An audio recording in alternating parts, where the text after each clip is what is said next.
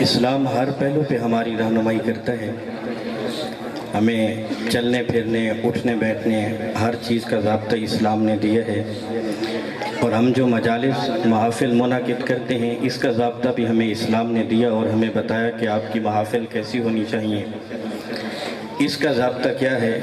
باقاعدہ طور پہ اللہ تعالیٰ نے قرآن مجید فرقان حمید میں ارشاد فرمایا، یا ایھا الذین آمنوا اذا قیل لکم تفسحوا فی المجالس.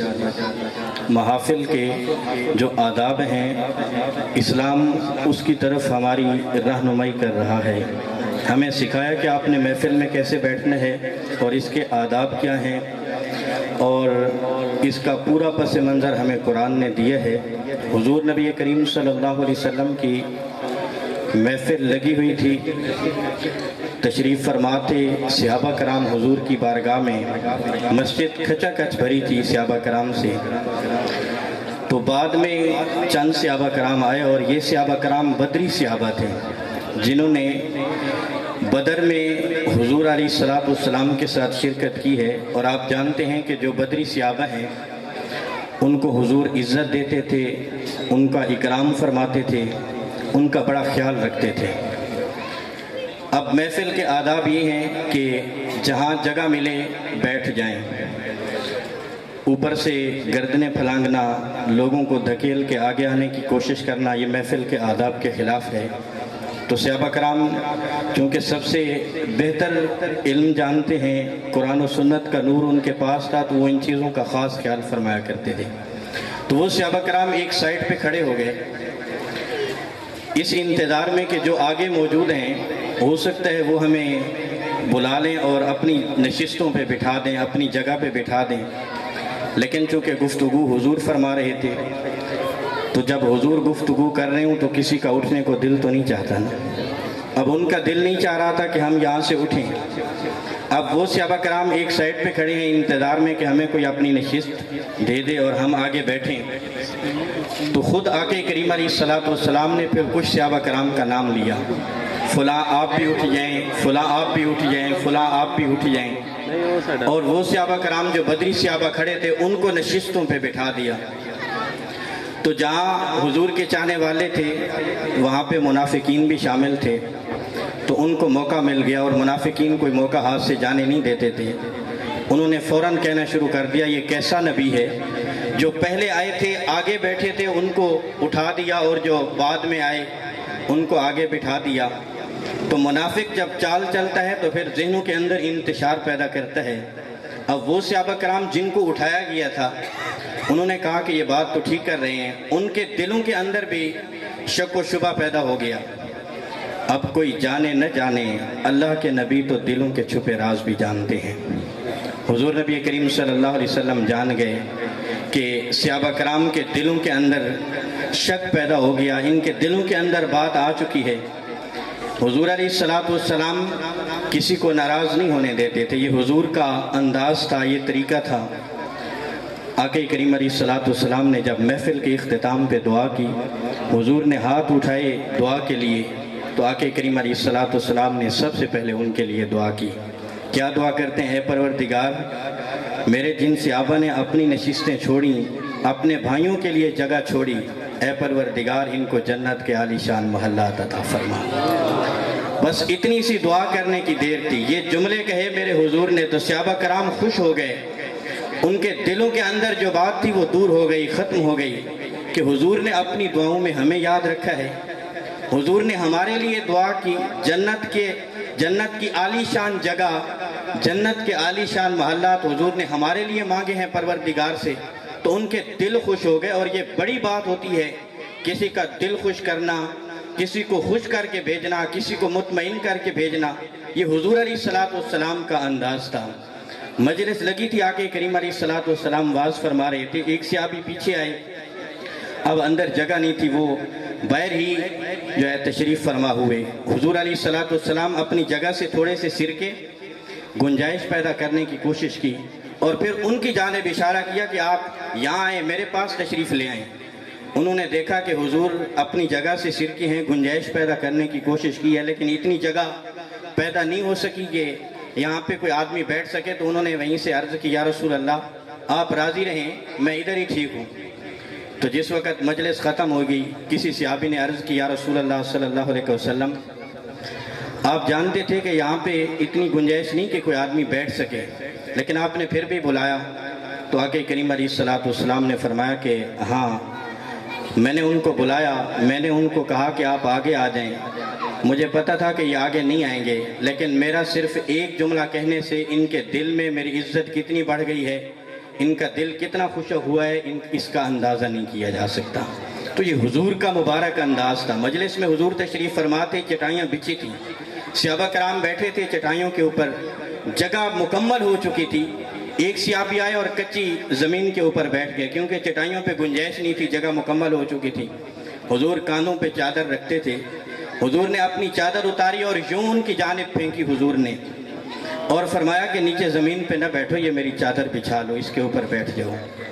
اب انہوں نے چادر کو لیا، چوما آنکھوں پہ لگایا، سینے پہ رکھا، عرض کی یا رسول اللہ صلی اللہ علیہ وسلم یہ مبارک چادر تو بڑی عزت والی ہے، بڑی تکریم والی ہے، اور ہم اس قابل نہیں کہ آپ کی چادر پہ بیٹھیں۔ تو حضور علیہ السلام صحابہ کرام کو خوش کیا کرتے تھے، مجالس کے آداب بھی ساتھ ساتھ سکھائے، اور مجالس میں بیٹھنا کس طرح ہے اس کا طریقہ بھی حضور نے بتایا۔ مجلس لگی ہو، آپ اپنی نشست پہ جو ہے براجما ہوں، باہر سے کوئی شخص آئے، آپ کھڑے ہو جائیں اور آپ کہیں آئیے جناب میری جگہ پہ بیٹھیے، اگرچہ وہ آ کے آپ کی جگہ پہ بیٹھے گا نہیں، لیکن اس کے دل میں آپ کے لیے کتنی عزت پیدا ہو جائے گی، کتنا مقام اور مرتبہ پیدا ہو جائے گا اس کے دل کے اندر، اس کا اندازہ نہیں کیا جا سکتا۔ تو یہ وہ انداز حضور علیہ السلام نے ہمیں دیا ہے۔ تو اسی مقصد کو اجاگر کرنے کے لیے آج کا یہ پنڈال اس چیز کی جو ہے ہم سے ڈیمانڈ کرتا ہے کہ ہم اپنی زندگیوں کو بہتر بنائیں، قرآن و سنت کی جو حقیقی تعلیمات ہیں ان کو ہم سنیں، سمجھیں، اور ان پہ عمل پیرا ہو کے ہم اپنی زندگیوں کو بہتر بنائیں۔ اسی سلسلے میں ہمارے پاس تشریف فرما ہیں عالمی مبلغ اسلام حضرت علامہ مولانا حفیظ اللہ مصطفی صاحب، اسی طرح کے ملفوظات سے ہمیں نوازیں گے اور اپنے خوبصورت جو ہے بیان و کلام سے ہمارے دلوں کو مستفیض کریں گے۔ ان کی آمد سے پہلے آپ نے ایک نعرہ لگانا ہے، اور اس کے بعد پھر پوری توجہ اور انہماک کے ساتھ آپ نے گفتگو کو سننا ہے۔ نعرہ تکبیر، نعرہ رسالت، جشن میلاد مصطفیٰ، جشن میلاد مصطفیٰ، جشن میلاد مصطفیٰ، عالمی مبلغ اسلام حضرت علامہ مولانا محمد حفیظ اللہ مصطفی صاحب۔ حمد و ثنا کے بعد عزت و تکریم کے لائق جلوہ فراز مقتدر علماء، معزز محتشم حاضرین، السلام علیکم ورحمۃ اللہ۔ سورہ لقمان سے ایک آیہ نور تلاوت کرنے کا شرف حاصل کیا۔ دعا ہے اللہ حق بیان کرنے کی توفیق عطا فرمائے۔ قابل عمل باتوں پر ہم سب کو عمل کر کے زندگی کی راہوں کو درست کرنے کی توفیق عطا فرمائے۔ ایکو ڈلے بے سب کچھ بند کر دیں، مائک کی آواز زیادہ نہیں، بالکل تھوڑی سی کر دیں۔ ارشاد باری تعالیٰ ہے، کئی لوگ ایسے ہیں جو مقصد حیات سے غافل کرنے والی باتوں کا بیپار کرتے ہیں تاکہ لوگ بھٹکتے رہیں خدا کی راہ سے بے خبر ہو کر اور اس کا مذاق اڑاتے رہیں۔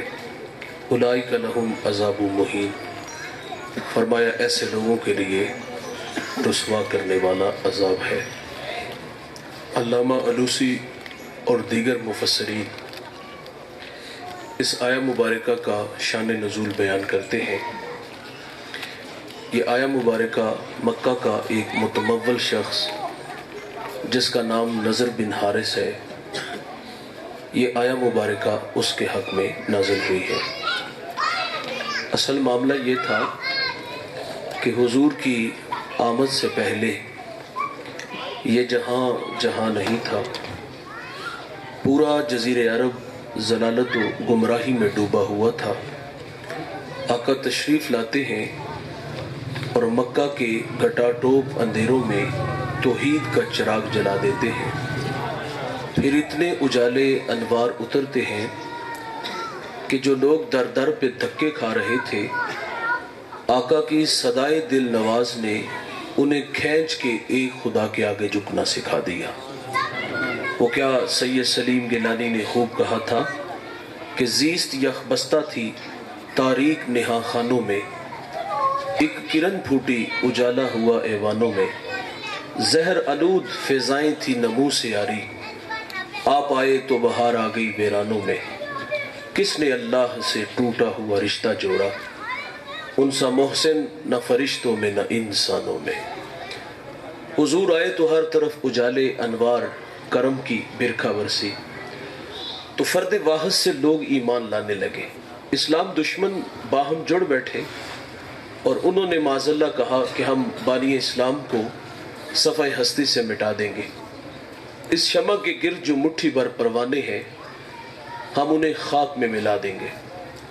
فانوس بن کے جس کی حفاظت ہوا کرے، وہ شمع کیا بجھے جسے روشن خدا کرے، اور جدا ذکر خدا بلند کرے، کیڑا جمع آئے اس نو بند کرے، وہ دے ذکر دا محافظ آپ خدا پڑھو لا الہ محمد الرسول۔ ہزارہا مخالفتوں کے باوجود اسلام پھیلا، اسلام نشو نما پاتا رہا۔ میں نے جس شخص کا نام لیا نذر بن حارث، یہ بڑا مکار آدمی تھا، تاجر تھا، ملک شام ایران تجارت کے لیے اس کا آنا جانا تھا۔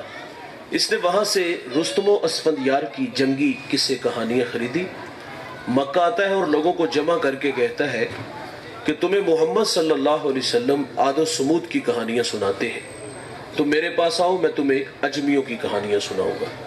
اس نے ایک چال یہ چلی، یہ لوگوں کو قصے کہانیاں سناتا تھا، اور اس کے پاس ایک بہت خطرناک چال تھی، اس کے پاس حسن کی پری پیکر باندیاں تھیں، چٹی چمڑی والی جوان لڑکیاں تھیں جن کا ناچ گانا لوگوں کو سناتا دکھاتا۔ تو اس کی محنت سے کچھ کچے ایمان والے لوگ مرتد بھی ہوئے تھے، تو اللہ نے اس کے حق میں یہ آیہ مبارکہ نازل فرما دی کہ جو مقصد حیات سے غافل کرنے والی باتوں کا بیپار کرتے ہیں، ان کے لیے رسوا کرنے والا عذاب ہے۔ لہو الحدیث کی تشریح میں علماء تفسیر بیان کرتے ہیں، اور بڑے بڑے نام ہیں، حضرت عبداللہ ابن عباس رضی اللہ تعالیٰ عنہ، اور حضرت عبداللہ ابن مسعود، اور اکابر تابعین میں سعید بن جبیر، حضرت مکحول، مجاہد، حضرت قتادہ، دیگر لوگوں نے کہا ہے کہ لہو الحدیث سے مراد گانا بجانا اور موسیقی مراد ہے۔ نذر بن حارث کیا کام کرتا تھا؟ قصے کہانیاں اور ناچ گانا۔ تو فرمایا جو اس طرح کے کام کرتے ہیں ان کے لیے رسوا کرنے والا عذاب ہے۔ دوستو، یہ گانا، یہ موسیقی، اس کا ہمارے اوپر حملہ کب ہوا؟ یہ خلافت راشدہ کے دور کے اختتام پر یہ موسیقی ہمارے اوپر حملہ آور ہوئی تھی۔ تاہم اس وقت تو ملت اسلامیہ کا نظام دفاع مضبوط تھا، تو اس نے آبادی کے انتہائی قلیل حصے کو متاثر کیا۔ آج 14 صدیاں بیت گئی اور ملت اسلامیہ کا نظام دفاع کمزور ہوا، اور یہ موسیقی ہمارے جسموں میں سرایت کر گئی۔ کل تک جو روح کی سزا تھی، آج وہ روح کی غذا ہے۔ بقول اقبال کے وہ کہتے تھا جو ناخوب بتدریج وہی خوب ہوا، کہ غلامی میں بدل جاتا ہے قوموں کا ضمیر۔ کل تک جو روح کی سزا تھی، آج روح کی غذا بنی۔ گانا گانے والے بچپن کا شوق بھی کہتے ہیں، اور یہ بات کرتے ہوئے شرم بھی نہیں آتی، وہ کہتے ہیں یہ اللہ کا فضل ہے، اور جو سننے والے ہیں انہوں نے بھی گناہ نہ جانا، وہ اس کو روح کی غذا کہتے ہیں۔ میرے اور آپ کے آقا و مولا نبی رحمت صلی اللہ علیہ وسلم فرماتے ہیں کہ میں محمد تو آلات موسیقی کو توڑنے آیا ہوں، اور فرمایا جو باندیوں سے گانے سنے گا، اللہ بروز قیامت کانوں میں سیسا پگھلا کے ڈالے گا۔ سید عائشہ رضی اللہ تعالیٰ عنہ سے مروی روایت ہے، میرے کریم آقا صلی اللہ علیہ وسلم فرماتے جو اس حال میں مرا کہ وہ گانے سن رہا تھا، فرمایا مر جائے تو اس کا جنازہ بھی نہ پڑھو۔ عزت کی موت نہیں کہ بندہ گانے سنتا مرے۔ ہمارے گجرا والا ایک قاری قرآن تھے، قاری عبداللطیف جلالی رحمت اللہ علیہ، اللہ ان کی قبر پہ کروڑوں رحمتوں کا نزول فرمائے۔ آج سے تقریباً 1 عشرہ پہلے کی کہانی ہے، یکم رمضان ہے، نماز فجر کا وقت ہے، پہلی رکعت کا پہلا سجدہ ہے، پیشانی اللہ کے حضور جھکی ہوئی ہے، سبحان ربی الاعلیٰ کے نغمے ہیں۔ اللہ نے فرشتے کو بھیج دیا، فرشتہ روح کفس انصری سے کھینچ کے لے گیا۔ اس عالم نے، اس حافظ نے، اس قاری نے دائی اجل کو لبیک حالت سجدہ میں کہا۔ قیامت کے دن جب اٹھے گا تو اس کے لبوں پر سبحان ربی الاعلیٰ کے نغمے ہوں گے۔ भाई जान जियो शान से मरो ईमान से। आवाज कम करे। ये कोई मौत तो नहीं कि बंदा गाने सुनता मरे। फरमाया जो इस हाल में मरा कि वो गाने सुन रहा था, फरमाया मर जाए तो उसका जनाजा भी ना पढ़ो। इमाम मुंजरी अत-तरगीब व तरहीब में एक रवायत लाए हैं, 6वीं सदी के मुहद्दिस है, हदीस की मोतबर किताब है। रसूलुल्लाह सल्लल्लाहु अलैहि वसल्लम फरमाते दो आवाजें काबिल लानत आवाजें हैं। एक फरमाया खुशी के वक़्त गाना और दूसरा फरमाया गम के वक़्त बैन की आवाज। फरमाया ये दुनिया और आखिरत में काबिल लानत आवाजें हैं। देखिए इस्लाम खुशी से मना नहीं करता, इस्लाम रुखसत देता है। नेमत मिले चर्चा करो, नेमत के हुसूल पर मुंह बसोरना नेमत की बेकदरी होती है। लेकिन ये बात पेशे नजर रहे, इस्लाम गैरतमंद दीन है, अपने मानने वालों को बेहूदगी का दर्स नहीं देता। वो कहता है सर से लेकर पांव तक इस्लाम के सांचे में डोलो। इस्लाम खुशी से मना नहीं करता, रुखसत है। नेमत मिले चर्चा करो। मैं मिसाल के तौर पे अर्ज करूंगा, शादी होती है तो शादी के बाद आरजुओं का एक जहान होता है। सबसे बड़ी आरजू, घर के जो बूढ़े होते हैं वो कहते हैं अल्लाह हमें को पोती पोता दे, और मियाँ बीवी भी कहते हैं अल्लाह हमें को बेटा बेटी दे। क्योंकि औलाद आंखों की ठंडक, मन का करार होती है। औलाद असाई पीरी होती है, इसको बुढ़ापे का सहारा कहते हैं। भाईजान अल्लाह बेनियाज है, अल्लाह किसी को इम्तिहान में डाल दे, 10-20 साल किसी के यहाँ औलाद ही ना हो, और आप बे औलाद हजरात से पूछ करके देख ले औलाद की कमियां कितनी तड़पाती हैं। मेरे मिलने वाले हैं 4 भाई हैं और किसी के यहाँ औलाद नहीं, और जब वो मिलते हैं और दुआओं के लिए कहते हैं, उनके चेहरों पर जो उदासियां और औलाद की जो महरूमियां हैं, वो अजीब कहानी है। औलाद बहुत बड़ी दौलत है, अल्लाह इम्तिहान में डाल दे, किसी के यहाँ औलाद ना हो तो आप देखते हैं कि लोग मस्जिद में आते हैं, मौलाना साहब से कहते हैं मौलाना दुआ करना अल्लाह औलाद अता करे। शेख की चौखट पे गए तो वहां भी दुआ की दरखास्त की। हाजियों के काफले चले तो उनसे भी अर्ज करना पड़ा, जहां अपने लिए दुआ करना वहां मुझे भी दुआओं में याद रखना। औलाद बहुत बड़ी दौलत है, अल्लाह इम्तिहान में डाल दे, ये उसकी मर्जी है। किसी के यहाँ 20 साल बाद बेटा हो, बंदा मुंह बसोर के बैठ जाए, तो हम क्या कहेंगे कि इसको नेमत की कदर। सारी जिंदगी मांगता रहा है, बुढ़ापे में अल्लाह ने औलाद दी, आंखें बूढ़ी होगी इसका इंतजार करते करते, आज नेमत मिली है तो मुंह बसोर के बैठ गया। तो तकाजा क्या था, हमें बेटा मिला तो क्या हमने अल्लाह के हुजूर सजदा शुक्र अदा किया? माजरत से ये हमारा मिजाज नहीं। अल्लाह ने हमें बेटा दिया तो क्या हमने अपनी खुशियों को दुबाला करने के लिए सोने मोहम्मद का जिक्र किया? माजरत से ये भी हमारा मिजाज नहीं। हमारे यहाँ बच्चा हो, बेटा हो तो हमारा पहला काम क्या है? मैं आपके पड़ोस में रहता हूँ और मेरा ताल्लुक एक देहात से है। हमारे देहात में किसी के यहाँ औलाद हो तो हम सबसे पहला काम ये करते हैं, हम डेक ऑन करते हैं, इस ख्याल से कि इसके कान में किसी गैर की आवाज ना पड़े। ओ भाईजान काबिले लानत आवाज तो आपने डाल दी जिससे मना किया गया था। हालांकि हुक्म यह है कि उस वक्त दाइया की आवाज भी उसके कान में ना पड़े। दाइया ने कोई गाली देनी, कोई गाना गाना, मुबारकबाद ही देनी है ना, लेकिन एहतियात है, हसास शोबा है, बच्चा पहली आवाजों से मानूस होता है। उस वक्त हुक्म है कि दाइया की आवाज भी ना पड़े, उसके कान में सबसे पहली आवाज हो तो वो अल्लाहु अकबर की हो। सैयदी आला हजरत ने लिखा है, आप फरमाते बच्चा बोलने लगे तो उसको अल्लाह अल्लाह सिखाओ, जब अल्लाह अल्लाह सीख जाए उसको ला इलाहा की लोरियां दो, जब ला इलाहा सीख जाए फिर मुहम्मदुर रसूलुल्लाह की लोरियां दो। उसके बाद आपने जो भी सिखाना है, मामा सिखाना है, पापा सिखाना है। हमारे दौर में तो अब्बू जी कहते थे, अम्मी जी कहते थे, लेकिन चलो इसमें भी कोई हर्ज नहीं। तो ये बात के मामले हैं। और यहां तवज्जो चाहूंगा, हमारे बच्चे बोलना सीखते हैं तो क्या अल्लाह अल्लाह सीखते हैं? हमारे बच्चे बोलना सीखते हैं तो क्या ला इलाहा सीखते हैं? इंतहाई माजरत से हमारे बच्चे गालियां सीखते हैं। अच्छा, जब गाली पहली जुबान पे आई ना तो माँ सर पकड़ के नहीं बैठ की कि कितनी बड़ी गफलत और कितनी बड़ी कोताही, हमारी नचाकियों का नतीजा आज इसकी जुबान पे गाली आ गई। संजीदा नहीं हुए, अपनी जिंदगी से अपने घर से गाली नहीं निकाली, बल्कि रात का इंतजार किया, अफरादे खाना जमा हुए, बाकायदा उस बच्चे को छिड़ा गया, माहौल बनाया गया। अगर उसने गाली ना दी तो उससे तकाजा किया जाता है, जो सुबह मुझे गाली दी थी दादाबू को सुनाओ, अपने पापा को सुनाओ। यार ये कुछ सुनाने वाली चीज है? हमें संजीदा होना चाहिए था कि हम शादीशुदा हैं, पहले 2 थे अब 3 हो गए। ये बच्चा हमसे सीख रहा है, तकाजा था घर से गाली निकालते, उसकी जिंदगी से गाली निकालते, लेकिन हमने हौसला अफजाई की। अच्छा, वही बच्चा जब बड़ा होके गाली देता है तो हम कहते हैं हमारी बहू ने इसको तावीज डाल दी है। यार उस बेचारी का क्या कसूर है? 1 महीना तो हुआ है वो आपके घर में आई है, 25 साल तो आपके ज़ेरे तरबियत रहा है, गाली का माहौल तो आपने खुद फराहम किया है, इसमें आने वाली का क्या कसूर है? بچے کورا کاغذ ہوتے ہیں بھائی, جو تحریر لکھو گے 1 منٹ ہے. آپ نے گالی لکھی, گالی بولی تو وہ گالی ہی بولے گا. جو سکھائیں گے اس کے نتائج سامنے آئیں گے. ہمارے گھروں کا ماحول پاکیزہ نہ تھا, گالی والا ماحول تھا تو گالی آئی. اور اگر گھر میں قرآن کا نغمہ ہوتا, گھر میں رسول اللہ کی مدح و ستائش ہوتی, گھر میں درود و سلام کے گجرے ہوتے, تو آنے والی نسلیں سنورتی کہ نہ سنورتی, وہ عاشق رسول بنتے کہ نہ بنتے. آؤ میں آپ کو ایک ماں کی کہانی سناتا ہوں. اس نے اپنے بیٹے کو مدرسے بھیجا. استاد کہتا ہے بیٹا پڑھ الحمدللہ رب العالمین.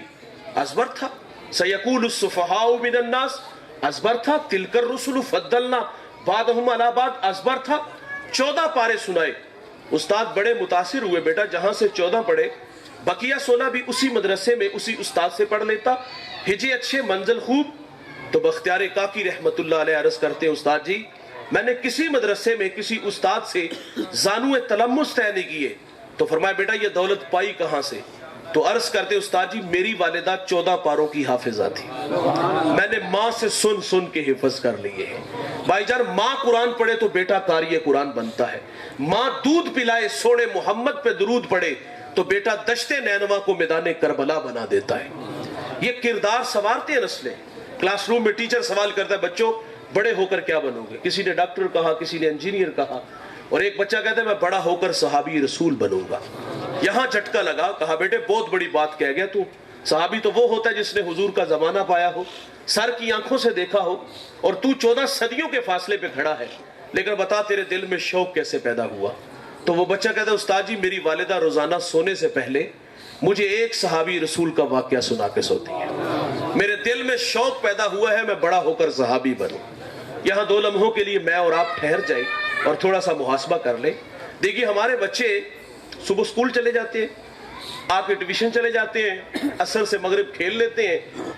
یہ سارا دن ہمارے ساتھ رابطے میں نہیں ہوتے, اور جب رات کی تاریکی چھاتی ہے تو وہ آدھا پونا گھنٹہ بچے ہمارے ساتھ ہوتے ہیں, ہمارے پہلو میں ہوتے ہیں.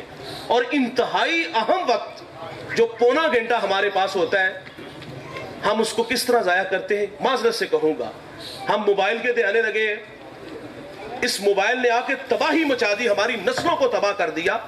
وہ بچے تقاضا کر رہے ہوتے کہ ابا جان ماں جی ہمیں کچھ سکھائیں. ہم پیچھے پلٹ کے دیکھتے تو ہماری ماؤں کی گود میں جو بچے ہوتے تھے وہ بہت کچھ سیکھتے تھے.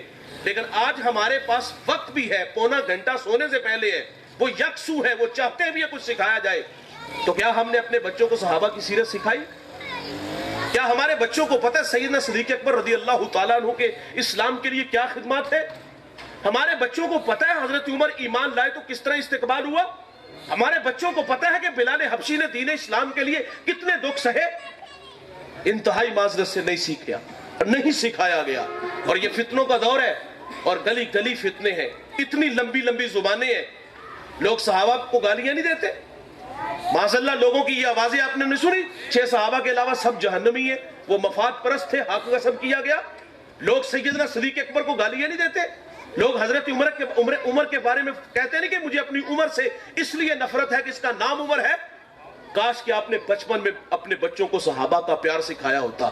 کوئی بدبخت نلائق ابو بکر کو گالی دیتا تو وہ گدی سے زبان کھینچتا کہ میری ماں بچپن میں سکھا گئی ہے. ابو بکر وہ ہیں, رسول اللہ فرماتے دنیا میں سب کو صلہ دیا ہے, ابو بکر کو صلہ قیامت کے دن میرا رب ہی عطا فرمائے گا. یہ آپ نے سکھانا تھا, لیکن ہاتھوں سے اپنی نسلوں کو گوا دیا. یہ دوسروں کے ہاتھوں میں کھیلتے رہو, پھر اتنی لمبی زبانیں ہو گئی. جو سکھائیں گے اس کے نتائج سامنے آئیں گے. منصور الوی ایک بہت بڑا رائٹر گزرا ہے, وہ کہتا ہے میں نے ایک بچے سے پوچھا تو بڑا ہو کر کیا بنے گا؟ وہ کہتا ہے میں نور الدین زنگی بنوں گا. آپ جانتے ہیں نور الدین زنگی کو؟ حضور خواب میں ملے, فرمایا 2 چت قبر کتے میری طرف بڑھ رہے, راستہ روکو. اٹھے مسلح پہ بیٹھ کے رونے لگے, اللہ خیر کرے مدینے میں کیا ہونے جا رہا ہے. حضور دوسرے دن پھر ملے, تڑپ گئے. تیسرے دن ملے تو دوڑ لگا دی. 20 دن کا سفر 16 دنوں میں کیا. وہ شکلیں جو رسول اللہ نے خواب میں دکھائی تھی انہیں ڈھونڈ کر کے واصل نار کیا. پھر مدینے کی گلیوں میں چیخے مار مار کے روتے ہیں اور کہتے بندہ نواز یہ میرا اعزاز کہ اس بڑی کائنات میں آپ نے میرا انتخاب کیا. کہا بیٹا تو نور الدین زنگی بنے گا؟ کہا جی استاد جی. کہا شوق کیسے پیدا ہوا؟ تو کہا استاد جی میری ماں کہتی ہے کہ اگر تو نور الدین زنگی بنے گا نا تو خواب میں رسول اللہ تمہیں اپنی زیارت سے مشرف فرمائیں گے. یہ نسلوں کو ہم نے سکھانا تھا, لیکن ہم نے کیا سکھایا؟ ہم نے گالی سکھائی. تقاضا تھا کہ بچہ جب دنیا میں آئے تو اس کے کان میں دائیا کی آواز بھی نہ پڑے، تو ہم نے ٹیک آن کر دیا، ہم نے فحش گانے چلائے، اور ابھی وہ 8 دن کا نہیں ہوتا بچہ، ہمارے دیہاتوں میں ہجڑے لے آتے ہیں اور ان پر ہزاروں نوٹ نشاور کیے جاتے ہیں، ان پہ لاکھوں نوٹ پھینکے جاتے ہیں۔ میں اس بات سے منع نہیں کرتا، اسلام نہیں منع کرتا، میں کون ہوتا ہوں؟ اسلام نہیں منع کرتا، اسلام کہتا ہے پیسہ ہے، لٹانے کا شوق ہے، نعمت ملی ہے تو ضرور لٹاؤ، ہجڑوں پہ کیوں لٹاتے ہو؟ اپنی ہمسائیگی میں بیوہ کے بلکتے سسکتے تڑپتے بچے نظر نہ آئے جو نانے شبینہ کو ترستے رہے؟ اور 5 فیکٹریوں کا مالک، اس کا ایک بھائی غریب تھا جس کی کبھی دہاڑی لگتی کبھی نہیں لگتی، اس کی بیٹیاں گھروں میں بوڑھی ہو گئی، چاندی اتر آئی، اس کو بڑھاپے میں اللہ نے بیٹا دیا، وہ کروڑوں کا نہیں اربوں کا مالک ہے، اور اس نے وہ سارا پیسہ طوائفہ پہ اڑا دیا، اس نے وہ سارا پیسہ جو ہجڑوں پہ لٹا دیا۔ کاش کہ اسے اپنا وہ غریب بھائی یاد آ جاتا، کاش کہ اسے اپنی کوئی غریب بہن یاد آ جاتی، کاش کہ محلے میں تڑپتے سسکتے بلکتے لوگ یاد آ جاتے۔ اگر وہاں لٹاتے تو خدا کی رحمتوں کا مستحق ٹھہرتا۔ وہ کیا کسی نے کہا تھا نا کہ دیکھا ہے میں نے شہر میں کوڑے کے ڈھیر پر 2 بچے لڑ رہے تھے فقط ایک بیر پر، فصلوں کو کاٹتے کچھ ٹوٹی چوڑیاں، کچھ بک گئی ہیں دوستوں گندم کے سیر پر، اور گندم امیر شہر کی ہوتی رہی خراب، بیٹی مگر غریب کی فاقوں سے مر گئی۔ اور محسن نقوی کہتا ہے محسن یہ غریب لوگ بھی تنکوں کا ڈھیر ہوا کرتے ہیں، کبھی پانی میں بہ گئے کبھی ملبے میں دب گئے۔ اللہ نے دولت سے نوازا ہے تو ہجڑوں پہ کیوں بھائی، طوائفوں پہ کیوں؟ یہ معاشرے کے دکھ دیکھ لیتے، اسلام خوشی سے نہیں منع کرتا۔ تمہیں بیٹا ملا ہے، چرچا کرنا ہے، پیسہ لٹانا ہے، غربا پہ لٹاؤ، مساکین پہ لٹاؤ، دکھیوں پہ لٹاؤ، لاچاروں پہ لٹاؤ، اپنے نیچے جو لوگ جو ہیں وہ غربت کی زندگی گزار رہے وہاں دولت لٹاؤ نا یار، خدا راضی ہوگا۔ یہ کوئی خوشی نہیں، اسلام غیرت مند دین ہے، اسلام منع نہیں کرتا لیکن بےہودگی کا درس نہیں دیتا۔ فرمایا 2 آوازیں قابل لعنت آوازیں ہیں، خوشی کے وقت گانا اور غم کے وقت بین کی آواز۔ فرمایا یہ دنیا اور آخرت میں قابل لعنت آوازیں۔ میرے رسول صلی اللہ علیہ وسلم فرماتے ہیں کہ میری امت میں ایک ایسا زمانہ آئے گا، لوگ ریشم، زنا اور گانے بجانے کے آلات کو حلال قرار دیں گے۔ میرے نبی فرماتے میری امت پہ ایک ایسا زمانہ آئے گا، لوگ شرابیں پیئیں گے، یسمونہا بغیر اسمہا، اس کا نام بدل دیں گے، یوزفو علی رؤوسہم بالمعازف والمغنیات، فرمایا ان کے سروں پر باجوں گاجوں اور ناچ گانے والیوں کا شور اور ہنگامہ ہوگا، یخسف اللہ بہم الارض، اللہ انہیں زمین میں دنسا دے گا، وَيَجْعَلُ مِنْهُمُ الْقِرَادَةَ وَالْخَنَازِيرَ، اللہ باز کو خنزیر اور بندر بنا دے گا۔ فرمایا جب قوم کا جوان میں آوارہ مزاج ہوگا نا، شرابیں پیے گا، موسیقی دھن ہوگی، پھر رحمت خداوندی اس قوم کے بیٹوں سے ناراض ہو جائے گی، اور ناراضگی کا اظہار کیسے ہوگا؟ اللہ انہیں زمین میں دنسا دے گا۔ یہ آپ ماضی کے اور آپ پلٹے نا، بالکل قریب 1.5 ماہ پیچھے چلے جائیں یا 2 ماہ یا 2.5 ماہ پیچھے چلے جائیں، تو یہ بچوں کو چپ کرانے کے لیے انتظامیہ کے ساتھ ہی کدھر ہے؟ اگر جاتلا کی طرف ہم پلٹ کے دیکھتے ہیں تو اللہ کی زمین پھٹ گئی تھی اور اسے ایک جھٹکے نے ہمارا نقصان کیا، لیکن یہ اتنا بڑا نقصان نہیں ہوا تھا،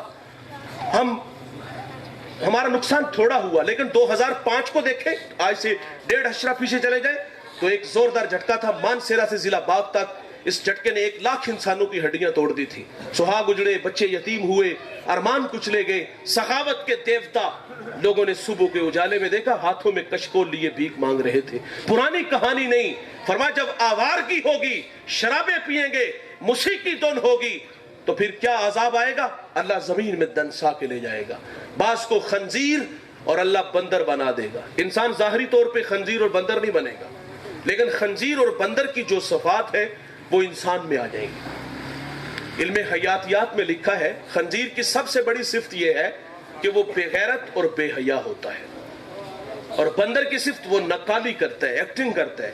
یہ شوبز کی دنیا، پاپ سنگر سننے والوں کے مزاج آپ بھی جانتے ہیں، ہم بھی جانتے ہیں۔ فرمایا سب سے بڑا نقصان کیا ہوگا؟ جب شراب عام ہوگی، جب موسیقی دھن ہوگی تو اللہ حیا ہی چھین لے گا۔ جس میں حیا نہیں اس میں دین نہیں۔ تو یہ کتنی بڑی سزا دنیا میں ہے کہ اللہ حیا ہی چھین لے گا اس قوم سے۔ ہم نے اس کو روح کی غذا کہا۔ ایلن بلوم عیسائی مفکر گزرے، اس سے سوال کیا گیا کہ تیرے نزدیک موسیقی کیا ہے؟ تو وہ کہتے ہیں یہ روح کی کچرا غذا ہے۔ علامہ جوزی تلبیس ابلیس میں لکھتے ہیں گانے میں 2 مضرتیں جمع ہیں، ایک تو یہ قلب کو تفکر الہی سے روکتا ہے، اور دوسرا فرمایا گانا زنا کی دعوت دیتا ہے، اور ہم نے اس کو روح کی غذا کہا۔ روحوں کی غذا بھائی جان موسیقی نہیں، ہمیں کسی نے غلط بتایا ہے۔ روحوں کی غذا ہے تو وہ اللہ کا قرآن ہے، جس کو کافر لوگ بھی چھپ چھپ کے سنا کرتے تھے۔ میرے رسول کا فرمان سنو یار، آقا فرماتے اگر رب سے باتیں کرنے کو جی چاہے نا، طبیعتوں میں نشہ پیدا ہو جائے گا۔ اگر رب سے باتیں کرنے کو جی چاہے تو فرمایا قرآن کھول کے بیٹھ جایا کرو۔ توجہ چاہوں گا، کتنی دیر ہوگی رب سے بات کیے ہوئے؟ ہمیں تو بچپن میں ہم نے قرآن پڑھا تھا، اور وہ بھی جس طرح پڑھا تھا آپ اچھی طرح جانتے ہو۔ آدھے گھنٹے کے لیے بیچتے تھے ہم اپنے بچوں کو، اور آدھے گھنٹے میں 6 دفعہ پیغام گھر سے آتا تھا کہ بیٹے کو چھٹی دے دے۔ وہ بیٹا جس کے بارے میں اسے اس بات کا جو نا ایوارڈ، اسے اعزاز ملا، اسے انعام ملا کہ اس کی پورے سال میں اسکول میں ایک چھٹی بھی نہیں گئی، ایک بھی غیر حاضری نہیں۔ اچھی بات ہے، وقت کی پابندی اور سیکھنے کے یہ آداب میں سے چیزیں ہیں، لیکن میں انتہائی معذرت سے کہوں گا، وہ ماں جو روزانہ پونا گھنٹہ لگا کے اسے اسکول بھیجتی ہے تیاری کر کے، وہی ماں جب مسجد میں بھیجتی ہے تو اس بچے کے ساتھ ہم نے کس طرح کر کے بھیجا؟ اسی میلے کچیلے کپڑوں میں؟ وہاں تو سال میں ایک چھٹی بھی نہیں، اور مسجد میں حاضری کیسی تھی؟ ہو سکتا ہے سال میں 2 دفعہ 10 دفعہ 20 دفعہ آیا ہو، لیکن میں علماء کو خراج پیش کر دوں، یہ 2 3 4 سال میں بچوں کو ناظرہ پڑھا دیتے ہیں۔ یہ قرآن مجید کی محبت ہے جو دوسروں کے دلوں میں بھی اتار دیتے ہیں۔ وہ بچپن میں جو قرآن پڑھا تھا، اس کے بعد تو ہمیں کبھی توفیق ہی نہیں قرآن کو کھولنے کی۔ ہمارا مالک ہم سے کیا کلام کرتا ہے؟ حضور فرماتے رب سے باتیں کرنے کو جی چاہے تو قرآن کھول کے بیٹھ جایا کرو۔ ہم نے صرف بچپن میں کھولا، ایک دفعہ پڑھا اور اس کے بعد ہمیشہ کے لیے اس کو بند کر دیا۔ کئی لوگوں کو تو مدت ہوگی یار قرآن کی زیارت بھی کیے ہوئے۔ ہاں، ہمارا اس کتاب سے رابطہ رہتا ہے، اور وہ رابطہ کیا ہوتا ہے؟ جب کبھی کوئی کارخانہ، فیکٹری، دکان بنائی تو بطور برکت قرآن پڑھا، اور وہاں بھی خود نہیں پڑھا معذرت سے، وہاں بھی مدارس سے حفاظ کو لانا پڑتا ہے۔ اور میں اس بات سے اختلاف کروں گا ان لوگوں سے جو بچوں کو فیکٹری میں بیچتے ہیں، جو بچوں کو قبرستان بیچ دیتے ہیں۔ بھائی جان اللہ پہ توکل رکھیں، مت سمجھے کہ یہ ہمارے جو نا وہ مدرسے کو فنڈ دیتے ہیں، ماہانہ سالانہ کچھ نہ کچھ دیتے ہیں۔ آپ اللہ پہ توکل کرو گے، جنگلوں میں بیٹھ جاؤ گے نا تو اللہ وہاں بھی وسائل بیچ دے گا، افراد کو وہاں بھی بیچ دے گا۔ یہ کیسی ہماری جو نا وہ یہ کمزوریاں ہیں کہ ہم کہتے ہیں اس کی وجہ سے چلتا ہے، اللہ چلاتا ہے بندہ نہیں چلاتا۔ تو پھر بھائی جان نقصان ہمارا یہ ہوتا ہے، جب بچے قبروں پہ جا کے پڑھتے ہیں نا، فیکٹریوں میں پڑھتے ہیں، تو وہ بچے لالچی ہوتے ہیں۔ جب وہ اس جگہ پہ آ کے بیٹھیں گے نا تو وہ حق بیان نہیں کریں گے۔ اپنے بچوں کو شہین بناؤ۔ اگر بچے قبروں پہ جا کے پڑھیں گے، اگر بچے ختموں پہ آ کے پڑھیں گے، انتہائی معذرت سے عرض کروں گا، وہ بچے آنے والے کل میں اچھے اور جو ہے وہ ایسے مبلغ نہیں سامنے آئیں گے جس طرح کے ہمیں درکار ہے، ہمیں ضرورت ہے۔ تو اس لیے ہمارا اس کتاب سے رابطہ کب ہوتا ہے؟ فیکٹری میں نہیں اس وقت۔ اور ہمارا بوڑھا والد اگر زندگی موت سے لڑ رہا ہے نا تو اس وقت سورہ یاسین کی ضرورت ہوتی ہے، تو اس وقت بھی بچے سرانے خود نہیں بیٹھے ہوتے، وہاں بھی ہم کہتے ہیں قاری صاحب بچوں کو بھیج دیں، سورہ یاسین پڑھانی، سورہ ہود پڑھانی ہے۔ اور پھر باپ جب دنیا سے چلا جاتا ہے تو پھر بھی قبر پہ آپ خود نہیں بیٹھتے، وہاں بھی مسجد سے بچے لاتے ہیں۔ اس کتاب سے یہ ہے ہمارا رابطہ، اس کتاب سے یہ ہے ہمارا تعلق۔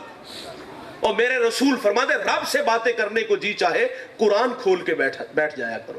میرے ایک دوست ہیں، بوڑھے ہو گئے، جوانی کی بات سناتے ہیں۔ وہ کہتے ہیں میں پنڈی سے گجرانوالہ آنا تھا، وہ گاڑی فیصل آباد کی طرف جا رہی تھی۔ کہتے ہیں اتفاق سے مجھے جگہ ڈرائیور کے ساتھ ملی، تو کہتے ہیں میں نے محسوس کیا اس کی پیشانی میں سعادت کا نور ہے، لب حرکت میں تھے۔ میں نے اس سے کہا کہ یار مجھے بھی اس وظیفے میں شامل کر لو۔ وہ کہتے ہیں وہ اتنا مگن تھا کہ مجھے لگا کہ اس نے میری بات سنی نہیں۔ کہتے ہیں میں نے تکرار کیا، اس نے وظیفے کو روک لیا اور اس نے کہا بھائی جان آپ کو مسئلہ کیا ہے؟ اس نے کہا بھائی جو وظیفہ آپ پڑھ رہے ہیں مجھے بھی شامل کر لو۔ تو اس نے کہا میں حافظ قرآن ہوں، پنڈی سے چلتا ہوں، فیصل آباد پہنچتا ہوں تو 15 پارے تلاوت کرتا ہوں، اور جب فیصل آباد سے واپس پنڈی آتا ہوں تو بقیہ 15 پارے پڑھتا ہوں۔ وہ کہتا ہے میں روزانہ 1 مرتبہ قرآن مجید کی تلاوت کرتا ہوں۔ یار وہ تو سارا دن ہی رب سے باتیں کرتا ہے۔ رب سے باتیں کرنے کو جی چاہے تو قرآن کھول کے بیٹھ جایا کرو۔ میرے رسول نے حجۃ الوداع کے خطبہ میں اپنی امت کو تعلیم دی، فرمایا جب تک 2 چیزوں سے وابستہ رہو گے گمراہ نہیں ہوگے، چشمے اقوام عالم کے اندر رسوا نہیں ہوگے۔ مسلم امہ کو کیا پیغام دیا؟ ایک فرمایا میری اطرت سے پیار کرنا، اور دوسرا فرمایا قرآن مجید سے محبت کرنا۔ اور آج دیکھ لے ہمارا اس کتاب سے تعلق کیا رہ گیا. آج پوری دنیا میں جو رسوائی کا سبب مسلم قوم کا ہے اس کی وجہ ہی یہی ہے, ہم نے اس کتاب سے اپنا تعلق کمزور کر لیا. اقبال شکوہ جواب شکوہ میں کہتا ہے, تیرے کعبے کو جبینوں سے بسایا ہم نے, نوع انسانی کو غلامی سے چھڑایا ہم نے, صفحہ دہر سے باطل کو مٹایا ہم نے, تیرے قرآن کو سینوں سے لگایا ہم نے, پھر بھی ہم سے گلا ہے ہم وفادار نہیں, ہم وفادار نہیں تو بھی تو دلدار نہیں. تو جواب کیا آتا ہے کہ میرے کعبے کو جبینوں سے بسایا کس نے, نوع انسانی کو غلامی سے چھڑایا کس نے, صفحہ دہر سے باطل کو مٹایا کس نے, میرے قرآن کو سینوں سے لگایا کس نے, تھے وہ آبا تمہارے مگر تم کیا ہو, ہاتھوں پہ ہاتھ درے منتظر فردا ہو. اور اقبال کہتے وہ معزز تھے زمانے میں مسلمان ہو کر, اور ہم خار ہوئے تارک قرآن ہو کر. آج اس کتاب سے ہمارا تعلق کمزور ہوا تو پوری دنیا میں ہم رسوا ہوئے. بھائی جان آئیے آج کی اس بزم میں یہ میں اور آپ عزم کریں کہ آج کے بعد ہم گانا نہیں سنیں گے. اپنے موبائلوں کی تلاشی ضرور لیجئے گا, اور وہ غیر ضروری چیزیں جس سے اللہ اور اس کا رسول ناراض ہوتا ہے اس کو اپنے موبائل سے نکال کر کے کسی مستند عالم کو سنیں, کسی اچھے ثناخوان رسول کو سنیں. اگر کوئی ہے تو آج ہی ابھی اپنے موبائلوں سے نکال کر کے اپنے ماضی کی تلخیوں کی اللہ سے معذرت چاہیں, اور یہ وعدہ کریں کہ آج کے بعد ہم گانا نہیں سنیں گے. میرے ساتھ نہیں کرنا, اور میں آپ کو زور بھی نہیں دوں گا, کوئی ٹھونس بھی نہیں رہا, میں بھی آپ کے ساتھ شامل ہوں. ہم اپنے رب سے وعدہ کریں گے کہ آج کے بعد ہم گانا نہیں سنیں گے, سنیں گے قرآن, سنیں گے نبی کا فرمان, سنیں گے زباں تا بود در دہاں جائے گیر, ثنائے محمد بود دل پذیر. جب تک منہ میں زبان ہے یہ سونے محمد کے ہی نغمے گاتی رہے گی. اللہ ہمیں عمل کے جذبوں سے مالا مال فرمائے. آج مصباحی صاحب نے تشریف لانا تھا, حضرت نے اعلان کر دیا, اور میں آج گھر میں ہی تھا, کوئی مصروفیت نہیں تھی, تو جناب نے حکم کیا ناچیز آپ کے درمیان ہے. اور اللہ تعالیٰ سے دعا گو ہوں اللہ تعالیٰ علامہ صاحب کو صحت والی لمبی زندگی عطا فرمائے. یقیناً آپ کی تشفی تو نہیں میں کر سکا جس شخصیت کے لیے آپ لوگ جمع ہوئے تھے, اگر وہ آتے تو آپ کو خوشی زیادہ ہوتی. باقی میں نے بھی پیغام محبت عمل کی باتیں آپ کے سامنے رکھی. اللہ تعالی ہم سب کو اس پہ عمل کے جذبے عطا فرمائے. آخر پہ ضروری اعلان سماعت فرما لیں. ہمارے گجرانوالہ میں سالانہ مصطفی اجتماع ہوتا ہے مرکز مصطفیٰ میں, ایجوکیشن بورڈ آفس کے مد مقابل. یہ ہماری مادر علمی ہے. حسب روایت انشاءاللہ اس سال بھی 8 مارچ روز اتوار صبح 10 بجے سے لے کر نماز عصر تک یہ پروگرام جاری رہے گا. تلاوت نعت مصطفی مبلغین کے خطابات ہوں گے. بعد عظیم پیرزادہ محمد رضا صاحب کے مصطفی